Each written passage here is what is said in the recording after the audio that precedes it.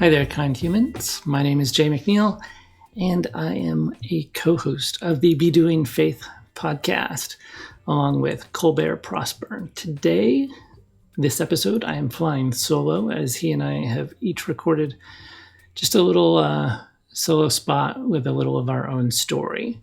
So without further ado, let's begin.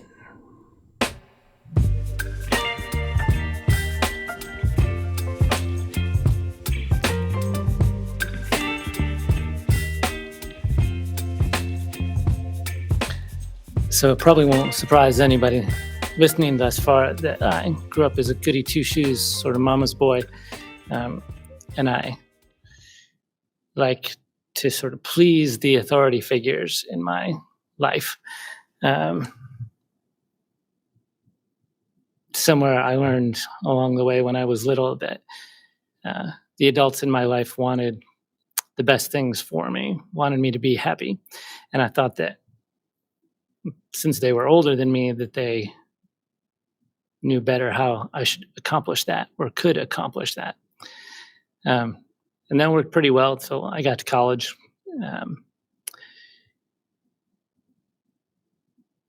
And I just started to learn more. I got a really good liberal arts education while I was an engineering major. And they taught me how to ask questions. They were really all about the questions in the process. And it was really a community where faith was perceived as antithetical. It was inhospitable to faith or religion. They were just outside of the norm. And in that space, in my freshman year, reading the Bible, the Old Testament, the Christian Bible, Old Testament, I got scared because God was killing people by thousands. And so I prayed. And then I got really determined to keep learning about this Bible thing. Who is God? What is this Bible? And then reading the Bible, of course, gets you to who is Jesus. And I didn't want to know on an elementary level. I wanted to know the naked truth of all things. And if this Jesus is so amazing, why doesn't everybody embrace Jesus as God incarnate? And so that search and struggle went on for a long time, and I wanted to go study the Bible because I hadn't done it growing up. I hadn't grown up in a Christian church. I grew up with Christian values, with Christian parents, but they didn't take me to a Christian church and tell me that I needed to learn that. So I learned a lot about a lot of different communities and spaces and different kinds of people. And if I was going to find the true religion, then it needed to work not just for me, but it needed to work for everybody. And that is sort of the attitude I took through my young adult years. And it would take me several more years before I got to start seminary. So I ended up going to get my Master of Arts in Teaching before I went to seminary because I didn't know what to do with my life since I wasn't going to be an engineer anymore. And then I got a chance to serve in the Army. So I did that. And then when things went wild in the Army, I found myself really asking, what do I feel called to? If this is not where I'm supposed to be, where am I supposed to be? And the answer was always seminary. And so I made another effort to go to seminary. And miracle of miracles, was able to leave the Army early. I had a 4-year contract and got out of the light infantry to be in the chaplain candidacy program. But it took me another 13 years to graduate from seminary. I would go to 3 different seminaries, Presbyterian, Methodist, and then Baptist. And when I finished at the Baptist seminary, I got ordained as a Baptist, which was very surprising to me.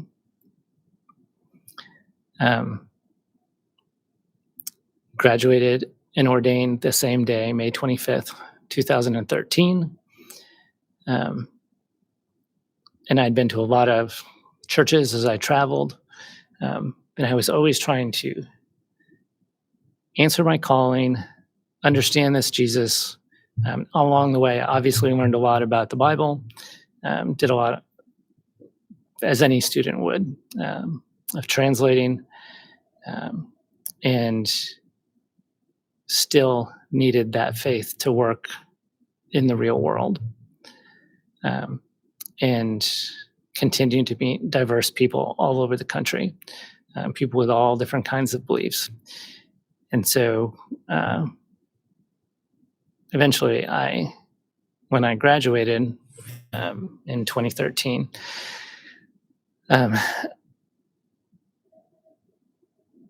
I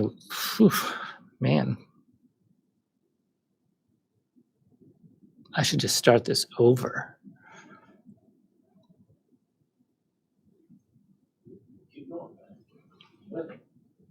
Keep going. So the story is convoluted, right? It's been a very difficult, long path for me to get through seminary, to get ordained. All of that time I was wrestling with, what am I called to? What is this Bible? And unwillingness to live a lie, to believe something just to make me comfortable. And there are a lot of things that people wanted me to swallow that were impalatable. Every denomination wanted me to serve their denomination. And as a Christian, I did not feel a lot of loyalty to a denomination. I felt a loyalty to Christianity. And had a lot of questions about the Bible and got a lot of those answered, and lived with a lot of unanswered questions, but have learned how to live with questions and make peace with the questions, and understand that there are questions that I will have to ask after I leave this planet, this earth, this body. But while I'm here, I want to live a loving life. I want to be a kind person. And these are things, my experience of the Bible is that it's trying to teach us how to love, that the greatest commandment is to love the Lord your God, and the second like it is to love your neighbor as yourself. And thereunder fall all of the lessons of the Bible being a multi-voiced compilation of different sources. So we can talk a lot about the Bible, and I think that it is very important that we wrestle with that, and understand that other traditions have other texts that they find sacred, where they experience the divine. And so after I graduated and was ordained, I found, thanks to my spouse, so it's good to find love along the way, I got married, and she was doing a master's in social work and a master's in theology. And she did a social justice internship at First Unitarian Universalist Church of, not Columbus, I'm in Columbus now, First Unitarian Universalist of Richmond, Virginia, where we were. And I found that I could be a better Christian in the Unitarian Universalist tradition, which is not exclusively Christian than I could be in any Christian church that I had experienced. And in fact, they were living out the Christian values better than any Christian church I had ever seen. And I felt included and liberated from the prescribed outcomes that most Christians, Christian professors, Christian pastors, that most Christians desired for not just me, but for anybody. And so I am able to, as a Unitarian Universalist, have a authentic pursuit of truth and faith. And I can live a life of kindness and justice and gratitude and grace. And so this is where I am in my journey. And I'm still a Christian. I still believe in God. I still believe Jesus is God incarnate somehow. I've never been able to undo my experience of who Jesus is and how loving and personal and kind, how wise Jesus is. And I would love for everybody to find Jesus. But what I mean by that is I want for others to find their Jesus, whatever that is, whoever that is, whatever that looks like, something that is loving, kind, and your experience of the divine that liberates your soul and makes you happy and giddy and kind to other people. So I belong in Unitarian Universalism, and I hope that you find the faith where you belong. And I just want to be part of that conversation.